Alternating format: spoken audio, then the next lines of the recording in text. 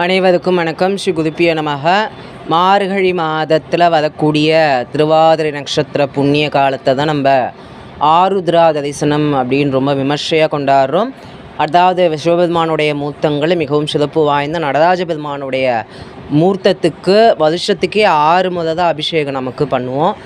அந்த விதத்தில் நமக்கு முதல் காலமாக, அதாவது அதிகாலை பொழுதில் தேவர்கள் செய்யக்கூடிய அபிஷேகத்தினுடைய அந்த காலம் அப்படின்னு பார்த்தோன்னா இந்த மார்கழி மாதத்தில் வரக்கூடிய திருவாதிரை நட்சத்திரத்துடன் கூடிய இந்த புண்ணிய நாள்.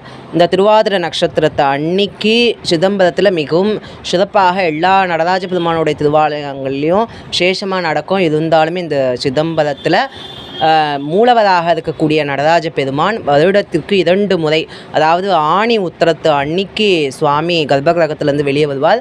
அதோடு இந்த மார்கழி திருவாதிரை அன்னைக்கு சுவாமி வெளியே வருவார். அதாவது இந்த நாளில் தான் பதஞ்சலி முனிவர் முதலிய அனைத்து முனிவர்களுக்கும் சுவாமி ஆனந்த தாண்டவத்தை ஆடி காட்டிய அற்புதமான நிகழ்வு இந்த காலத்தில் தான் நிறைவேறியது அப்படின்னு பார்க்குறோம்.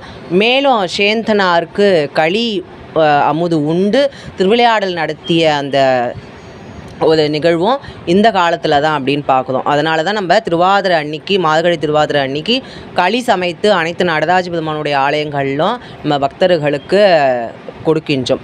மேலும் இந்த காலத்தில் நடராஜ பெருமானுக்கு ஏகபோக அபிஷேக ஆராதனைகள்லாம் நடந்து மிகவும் விசேஷ விதமாக பெருமான் 10 நாள் உற்சவம், அதாவது ஆருத்ரா நாளைக்கு அப்படின்னா இதற்கு முன்னாடி 10 நாட்களும் உற்சவங்கள் மிக சிறப்பாக நடைபெறும். இந்த 10ஆவது நாள் புற்சபை என்று சொல்லக்கூடிய சிதம்பரத்தில் பெருமான் அந்த சபையினுடைய அந்த மண்டபத்தில் வந்து அபிஷேக ஆராதனைகள்லாம் கண்டு மிகவும் விசேஷ விதமாக நடைபெறும். மேலும் பெருமான் வீதி உலா நடைபெறக்கூடிய அற்புதமான நாளும் இந்த நாள் தான்.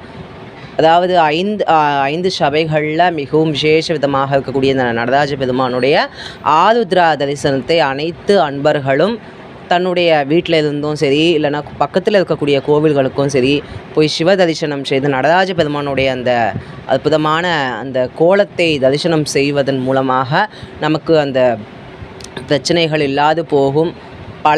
பல நாட்களாக இருக்கக்கூடிய அந்த பிரச்சனைகள், எந்த விதமான தொல்லைகள் இருந்தாலும் அது நடராஜ பெருமானுடைய கிருபையால் நமக்கு இல்லாது போகும். மேலும் சிவபதம் அடையக்கூடிய அந்த அற்புதமான பேரும் இந்த நடராஜ பெருமான் இந்த ஆருத்ரா தரிசனத்தின் மூலமாக நமக்கெல்லாம் கொடுத்து கொண்டே இருப்பார். இந்த ஆருத்ரா அபிஷேகத்துக்கு நம்ம முடிந்த அளவு பால், தயிர், மஞ்சள், இளநீர், பஞ்சாமிர்தம் போன்ற அனைத்து விதமான பொருட்களையும் வாங்கி கொடுக்கலாம். அப்படி இல்லைன்ற அன்பர்கள் தரிசனமாவது சிவாலயங்களில் செய்து இந்த நாளில் தரிசனம் செய்யுமாறு கேட்டுக்கொள்ளப்படுகின்றன. குருகிகாசன்.